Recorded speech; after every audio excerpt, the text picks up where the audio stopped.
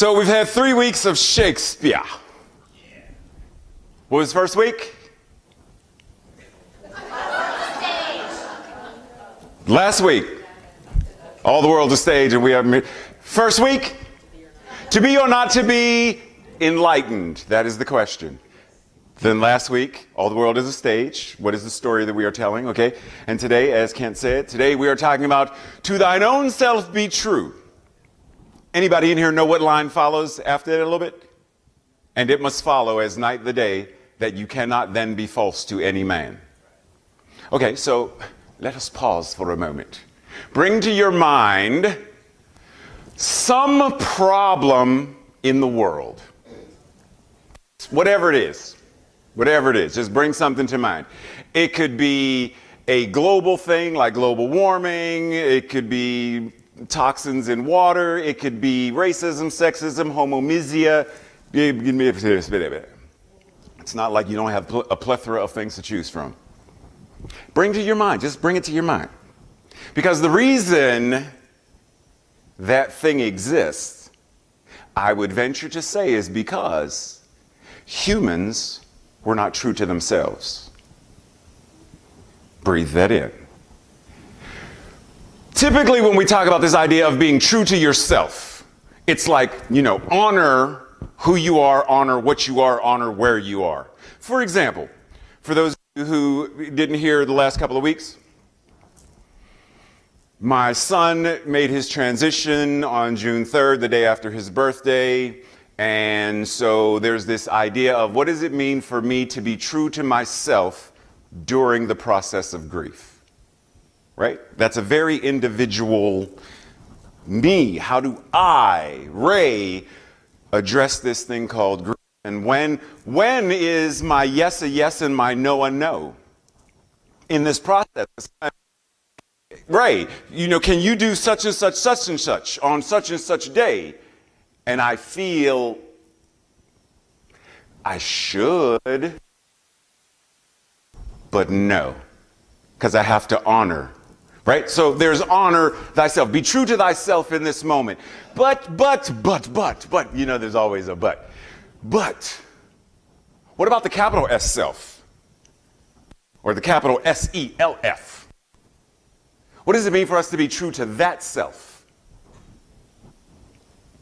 And if we're true to that self, and it's both and, if we are true to that self, what does it mean for us to be true to the divine as us? Because if we recognize who and what we are as the divine, as God expressing, as I mentioned last week or the week before when Eric Butterworth said, Ray paraphrased, when Eric Butterworth said, God neither created nor is creating anything because God is creation itself and so are you. He's making it very personal. That which it is, we are. Aham brahmasmi. I am that which is the Atman. I am the Absolute, personified as me now. Well, check this out. What was the word for the daily word today? What was the word? Guidance. Keep that in mind. And for the principal word was spiritual growth. And Renee talked about this idea of a journey, our spiritual journey. When we know that we are the divine, not just we are divine, but we are it, incarnating itself as us. Because if we are a, then that implies there's another and. Well, that's not oneness then. That's multiplicity and duality. We are all one. Everybody in here. Even though we are variations of. There's only one humanity. Remember I said that before. And each of us is a representation of that humanity. We are the human race. And the human race includes every human that was, every human that is, and every human that there ever will be is the human race. So there can be a one, or oneness, and all of the numbers included within it. So we can be the divine, just as any of us can be a human being who acts in a humane manner among all of humanity, etc. So then our journey is a recognition that everything we do is spiritual. All of it. Whether it's taking a French class, parlez-vous français? Whether it's learning how to Irish dance, like whatever it is, all of it, yeah, like that, did you? All it didn't have the clickety-click sound though, so it was a little carpety. But anyhow, I digress. The point being, whatever it is we are doing is spiritual practice when we recognize the self that is doing. Because it puts us in a whole different mind space. Renee mentioned, because we share the trauma of that past.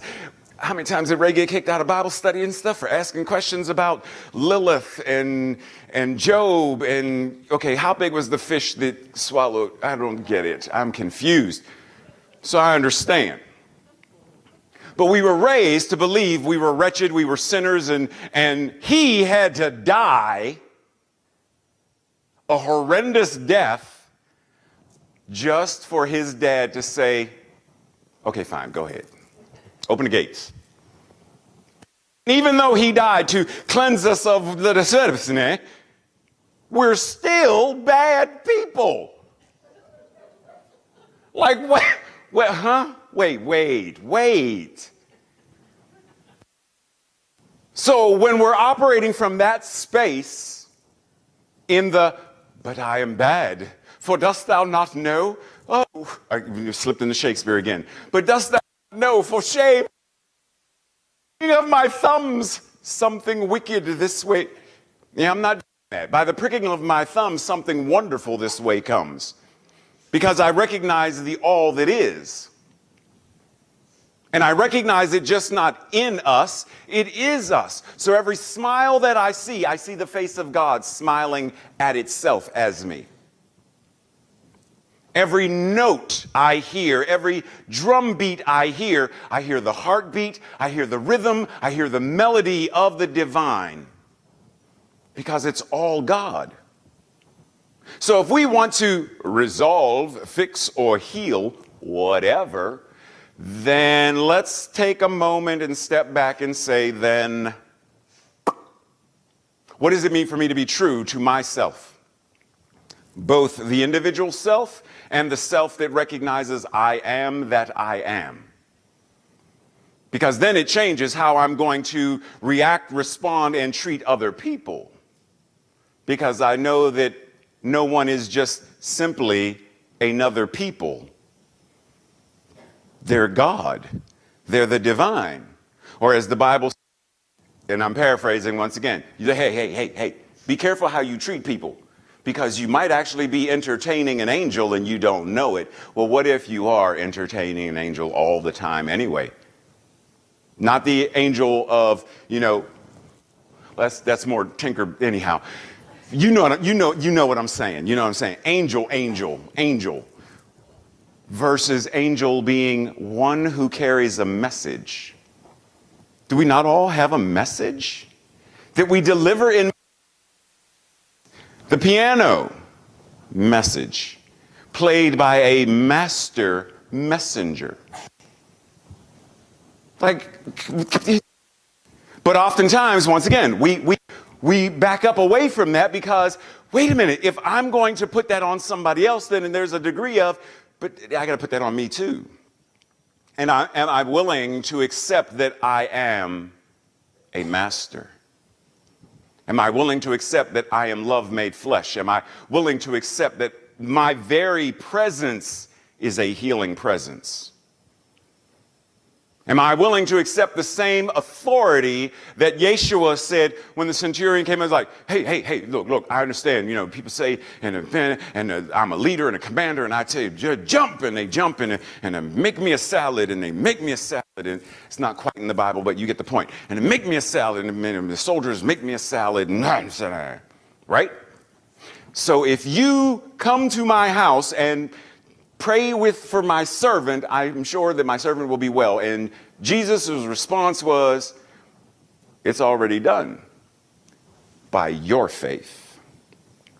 I don't need to do anything. You've already spoken the words. You've already acknowledged what it is you desire. And by your faith, it is already done. That means in that moment, Jesus was recognizing and acknowledging that the centurion himself has the power of life and death in his tongue, has the ability to tell this mountain to move up and be gone, and the mountain, the obstacle, will be moved and be gone. Otherwise, Jesus would have had to have a 1-800 call Jesus for help, because everybody would have been like, I gotta, look, my stove won't call 1-800 Jesus for help. Thank you. Sink clog, 1-800 Jesus for help. Flat tire, forget AAA, call 1-800 Jesus for help. Call now. Like, that's what we would be doing. But we don't. Because we acknowledge, he also said, be therefore perfect, just as the divine, your Father, my Abba, is perfect. He didn't say do anything. He said be it.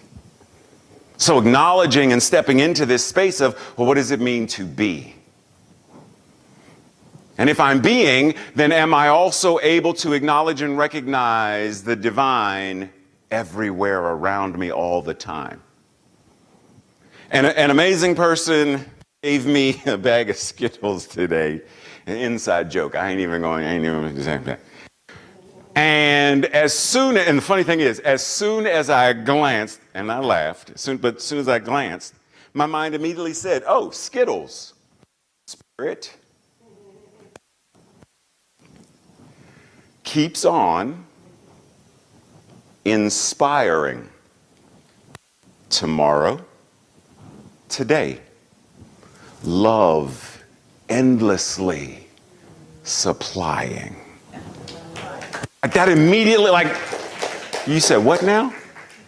And then it's, what's the tagline for Skittles? Taste the rainbow. And then my mind went to the prophecy of the indigenous folks that say that the world will be saved by the rainbow warriors, those who are able to acknowledge and recognize that which is the divine, that which bridges worlds and moves through the veil of. That's us. That's you. That's we. That's the I that I am. What did Renee say? And winds and wind. It's not quite how she said it, but I got to add Shakespeare to it. And the whoosh, shish, shish, shish, and the chaos and I didn't end up in Oz though. That's a different kind of storm. And then she said, I, me, myself. So when we recognize that the I that I am is not just I, Raymont, because take off all of our names. It's not who we are. It's what we're called. Even calling ourselves human beings, depending on who you ask a certain biologist, they're going to say, well, yeah, we call it human being for the sake of linguistic convenience, but what you are is X amount of water, X amounts of hydrogen, X amount of nitrogen, you put it all in a bowl, you stir it, add a little bit of salt, and then voila, it's you. Like that's, depending on who you ask, that's how they're going to describe us. So we can describe ourselves in all kinds of words in all kinds of ways, but it comes down to what degree do we recognize and acknowledge we are divine, we are sacred, we are love. Oh, before I forget, am I supposed to return this to you? I'll wait. So, to thine own self be true. Where are you invited to a new level of love for yourself? To reduce the amount of criticism and increase the amount of praise for yourself. To self-care more. To let your no be no, because some of y'all, I ain't gonna say no names. Some of y'all in this room don't know when to tell somebody no. You take on so much, and you take on so much, and you take on so much, and you take it on, and you take it on, and you take it on, and you take it on, as though you are Atlas, and it is your responsibility to bear the weight of the family, or bear the weight of the world, or bear the weight of the church, or bear the weight of something or someone. Which is why many of us are codependent and people pleasers and whatnot, because we don't want to say no to anybody. We don't want to disappoint. But in not disappointing them, we are disappointing ourselves. Because there are things we want to do. And when we do that, there's no... And we've all heard the analogy. During the flight, should the cabin lessen in air pressure, do not call 1-800-JESUS-HELP. The face mask will drop. I mean, you could do that too, but the face mask will drop. Be sure to put it on your flight attendant. No, put it on your own face first. Even though your temptation will be to take care of those around you, if you pass out, you can't help anybody. How many of us are passing out, burning the candle at both ends with whatever it is? And granted, there are some things that it's our responsibility. Yeah, I'm not, do that. Do that. But there are certain things we know that, yeah, this really, let your no be no as self-care, as a form of love. Even Jesus had his, y'all better leave me alone moments, right? Look, I'm going over there to meditate and pray. Y'all leave me alone. Leave me alone. I'm going down beneath the boat to leave me alone. If these people don't quit calling me for every storm. Okay, look, I've taught you this before. Storm, whew. You want to try it? Okay, do it. What are you picking out your phone for? I know you didn't just dial 1-800-JESUS-HELP. Too often we do that kind of thing, though, because we don't want to take on the power, right? We don't want to take on the responsibility. I'm going to put Linda on the spot for a second. How do I want to phrase this? Okay, Linda said today was first day serving as prayer chaplain. And a lot of folks, if asked, would say, because there's a lot of responsibility. As Linda, I don't know if you caught it.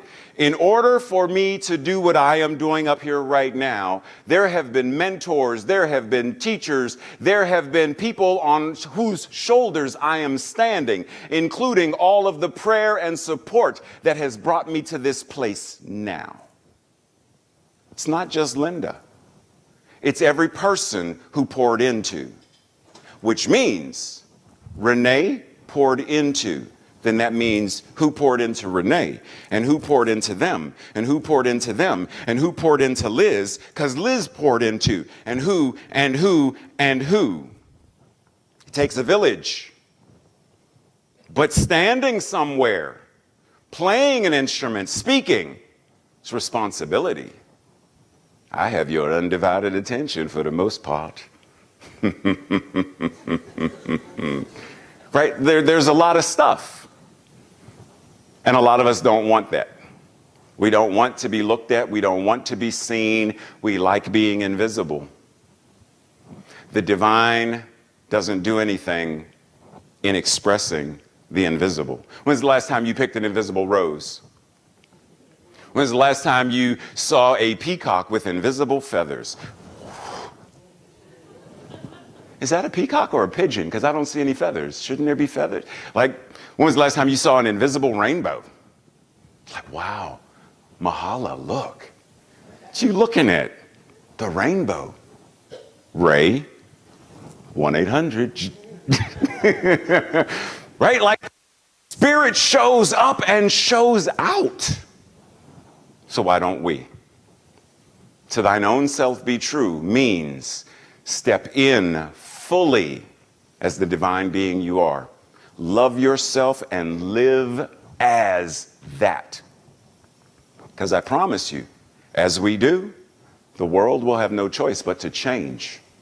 And all of those things that we identify as the muck and the yuck, whatever it may be, will slowly vanish. Because as this consciousness grows, that says we must tend to the earth. We include our indigenous siblings, for they knew how to take care of the earth long before we were. We include them in the conversation. Matter of fact, we let them lead the conversation. Women, we allow them. No, we don't allow, because we make space for the voice of the divine feminine as these women to speak. Patriarchy, hush up now. This consciousness means we make room for all of that. Instead of, we no longer play small. Breathe. As we enter into this space of the infinite knowing,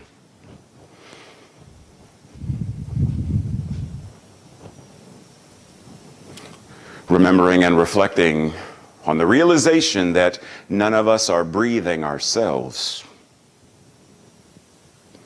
We are able to eat and laugh and drive and converse and do all manner of things, and our bodies are intelligent enough to know how to take care of respiration. The body knows how to receive and give in order to breathe. It knows how much to take in and when to surrender.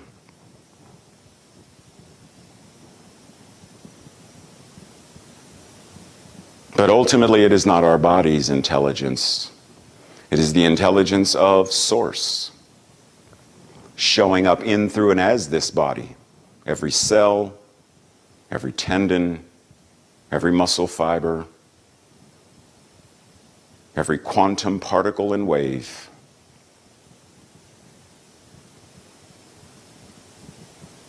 And so in this moment, we set the intention. I am divinely guided by the intelligence of the all that I am.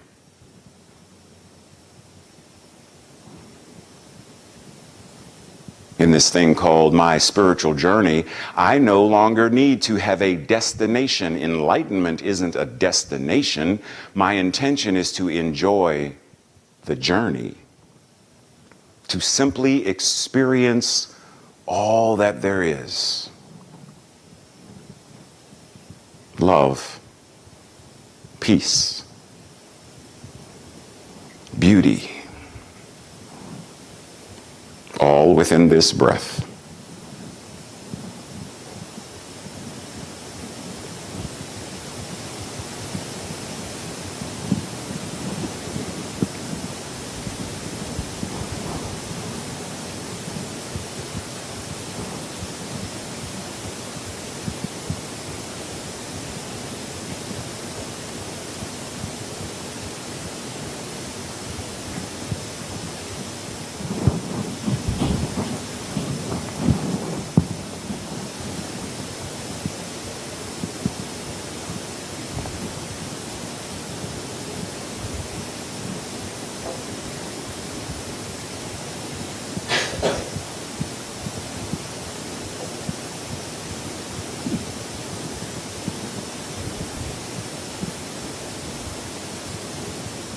And as we continue to breathe, to self, spirit expressing life forever, be true. To thine own self, spirit expressing love forever, be true. Every breath is our amen. Every word we speak, every smile, every action is the activity of the divine. Therefore, it is prayer. We are always praying. Be mindful. Be intentional with what you are saying and doing. And so we breathe. And so it is.